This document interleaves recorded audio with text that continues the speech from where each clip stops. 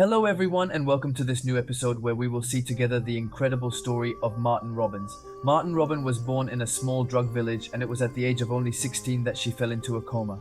As a result of this coma, she will develop encephalitis. A long illness is very painful which will not absolve him again until his death. This encephalitis will turn into several infections that will be even more painful. These infections will gradually paralyze her, preventing her from moving all her limbs. One of the doctors who studied the case would even go so far as to say that she reached the limits of what the human body could reach in terms of suffering. But in reality, it is from the moment she is going to be paralyzed that the mystery begins. In addition to all these infections, she is going to have another disease called the SED, a disease that would affect the ability to swallow and that would prevent a person from drinking and eating. As soon as the doctors approached her and put a tiny bit of water on her lips, or he brought her food, she automatically rejected everything and could not swallow anything. You should know that for a normal person, if you suddenly stop eating or hydrating even 60-70% of your usual dietary ratio, you automatically enter a protein deficiency. And no one could live more than 20 days like that. Martha lived to the age of 78 without eating or drinking. The Christians say the only food she could swallow was a host consecrated once a week. For her, her life was bound up with that of Christ, and she was destined to feel the pains he had endured. A few months later, after the onset of this disease, scars would mysteriously appear on her body, and she would even cry blood many times. Locked in his room, Marthe Robin would have lived his fate in a huge and strange discretion, and there are very few witnesses to this story. Before her death, more than 500,000 people made a pilgrimage to see her at her funeral. In 1980, more than 8,000 people attended the funeral, including 200 priests and 5 bishops. Even today, no one has been able to really explain how she managed to survive by feeding on only one host for more than 50 years. And since then, there has never been another person like Marthe Robin.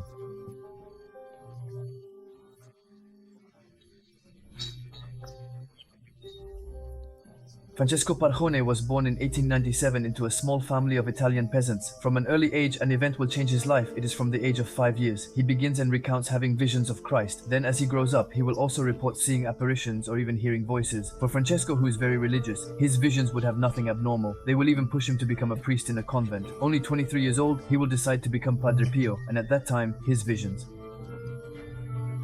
no longer leaves him. He reports having more and more regularly. However, most of his colleagues will remain very mean, and some will even worry about him. As he reports hearing voices and having visions, there are those who will think that he begins to go insane several times. There are even monks who testify to having found by the pivot lying on the ground with his face covered in blood, and no one ever knew what happened. Nor even Padre Pio during his life. He will suffer many attacks of this kind.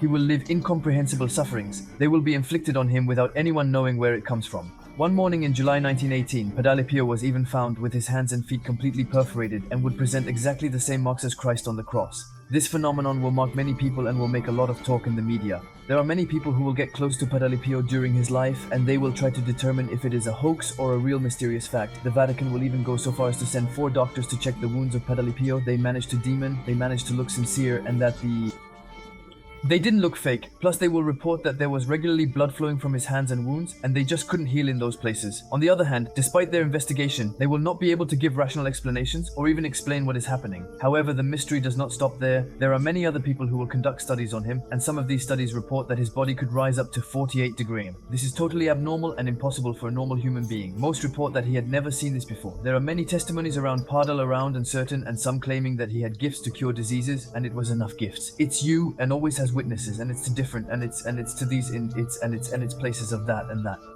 At the same time, it would have the ability to duplicate itself, and others will say that he had a real gift for people to confess to him. But there is another fact that is very mysterious, fatal. Pio is said to have managed to speak many languages without even having learned them. There are also many writings that give him gifts of clairvoyance, and that he explains that it was enough only for him to look at you to know your life and know what you had done right or wrong. The list of these donations is long, but it does not end there. There are those who claim that he had providential gifts. He supposedly predicted to John Paul II that he would become the future pope, but also that his white tunic would be immaculate, red and miserable.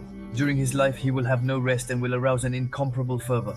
Many claim that he was the reincarnation of Christ. It has been estimated that more than 2 million believers would have come to meet him to confess or obtain cures from him, which would be about 120 a day. Unfortunately, his life devoted to religion ended on September 23, 1968. He was less telling you than at his funeral. There was a very strong and very pleasant perfume emanating from his coffin. And in 2002, was canonized, becoming Nice dalla Pio thanks to the will of Pope John Paul. 2. This story takes place in the 1940s in the United States.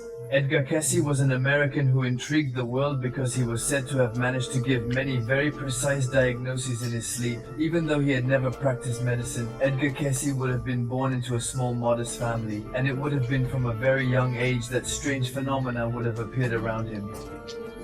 His parents claimed that when he was young, he was able to learn books by heart simply by putting them under his pillow right before bed. And the next morning, when he got up, he was able to recite them to you by heart even though he hadn't even read them growing up. He's going to be a reserved teenager. He's not going to have many friends. People found it rather strange and always into mysterious phenomena. At the age of 23, and without really any explanation, he will simply become moved. He will no longer be able to speak. At the time, her family was very modest and she would instead turn to non-traditional and parallel medicines. They will take her to different specialists, including a hypnotist. This is where his legend really begins. During one of these sessions, he allegedly managed to pronounce aloud the reasons for his use and even managed to prescribe his remedy so that he could regain his speech. This news will spread like lightning at the time. There's going to be a lot of media that's going to mention this fabulous story, but there's a lot that thinks it's just a coincidence or a hoax. Soon, there will be many people from Edgar's family who will ask him for help to heal from different diseases. But Edgar, he will move on to a very good eye, and especially he did not study medicine. For him, it is clearly akin to the illegal practice of medicine, and in the United States, it can be punished very severely. It can go up to prison. But after a while, his family will still manage to convince him to treat some cases, especially the most serious ones. So he goes back to see the hypnotist, and in his hypnotic sleep state, Edgar will manage to reach a state of consciousness. It will allow him to give diagnoses of the state of the sick, but also and above all to prescribe remedies to cure these diseases. Soon his reputation will grow. There's going to be the whole village going to meet him, either to try to show that it's a hoax, or for him to try to cure their illness. At that time, you should know that there are not a lot of doctors in the area, and most people are completely abandoned by medicine. This is why most of them turn to alternative medicine, and this is also what will make Edgar Cayce agree to cure all these patients. His reputation will grow day by day, and very soon it will be the whole of America that will know his incredible gift. He will be invited on many sets and in many places so that people can enjoy his extraordinary gift. They are also studied by many experts in the medical field, and most surprisingly, he used some terms under hypnosis, for example. Did not know at all when he resumed no.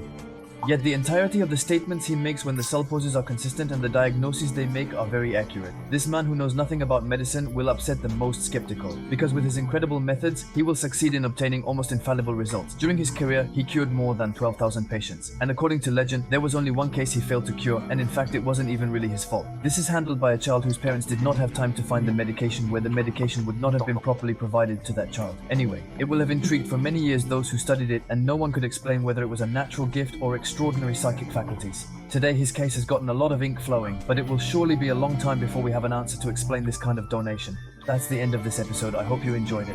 Really feel free to tell me in the comments, and if you have other topics like that, you want me to treat it in my next videos. If you are interested in moths and people, you can find plenty of episodes on my channel. Of course you can, and subscribe, and we'll meet in the next video. See you on. It's in the next video.